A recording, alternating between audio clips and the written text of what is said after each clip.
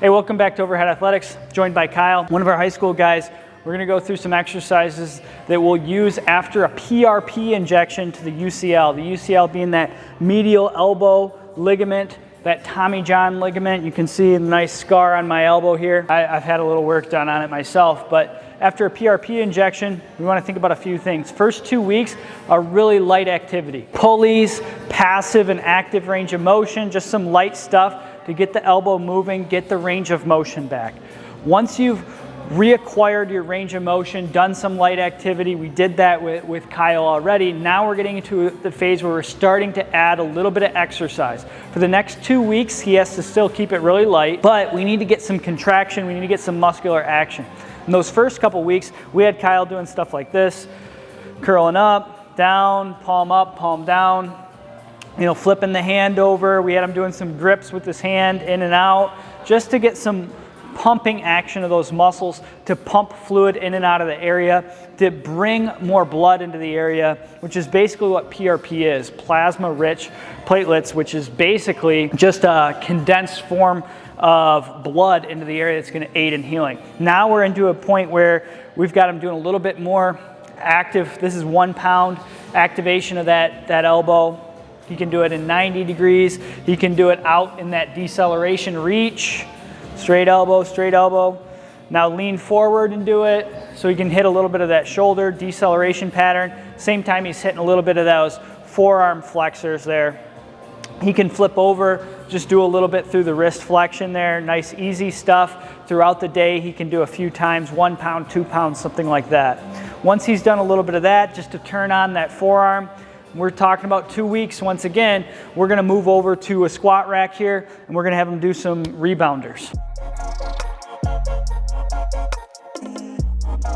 So now we're going into a little bit of a rebounder action where he's gonna go nice and fast. We got a gel ball here. We love these rebounders. They're very low stress on the arm. We think of them as a plyometric, and a lot of times post-op protocols that, remember, are created by physicians based on tissue healing time constraints.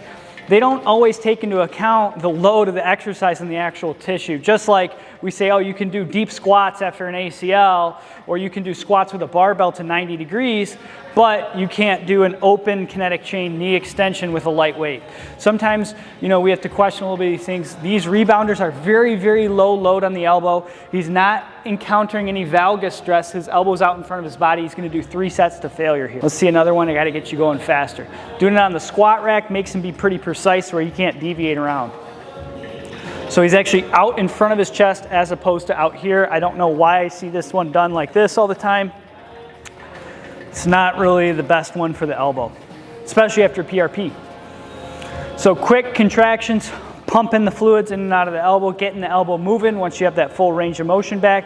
We can actually do a little bit of load at 2 weeks out where he's just got some static load on the elbow, doing some shoulder taps to work on the strength of the periscapular muscles. So we're only showing 4 exercises in this video, but you'll get the concept of kind of what we're doing. You have to keep the loads light around the elbow, but you need to get those muscles moving, and you can still focus on your shoulder contraction and shoulder strength. So now we're going into some shoulder taps. Once again, a little compression load on the elbow joint itself, but no real load on that inside component of the elbow. If he has any pain, difficulty here where it's bothering him, we just hold off. Pushing the chest away, working on the serratus, keeping the butt down. He's gonna go into some shoulder taps and holds here. Good, no rotation. Good, no rotation of the body. Keep pushing chest away, I want a little longer hold. If this per se bothers him, let's just say he's 2 weeks, this is still a little sore for him. We're actually, what, 3 weeks, 2.5 weeks for you? He can just do shifts, shift, keep pushing chest away, and shift.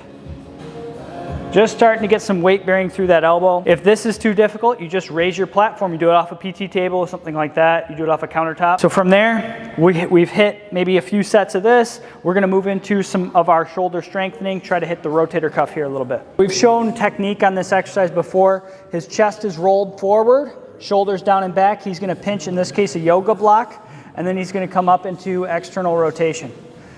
Up to here, and then down. Not squeezing too hard. Let me adjust this for you. There you go, right there. Now all the way down. Don't let the shoulder roll forward.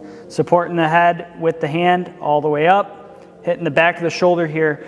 We have to make sure we're still working on shoulder stability, shoulder strength, at the same time that we're starting to get that elbow moving again after a PRP. Like I said, the most important thing is to allow the PRP to do its work. Means not overloading the inside of the elbow in any way. That's why you're way out in front with those taps.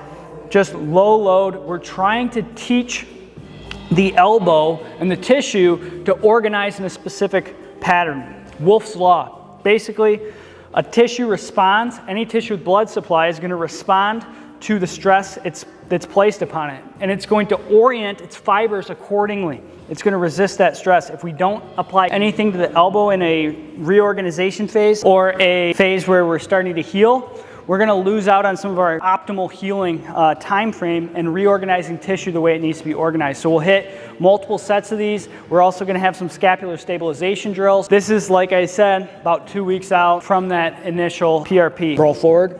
Good. So he's going to keep working on these exercises.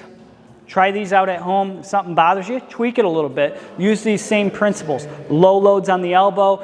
Limit your end ranges, limit your end range flexion, end range extension with any sort of activation or load for these next 2 weeks.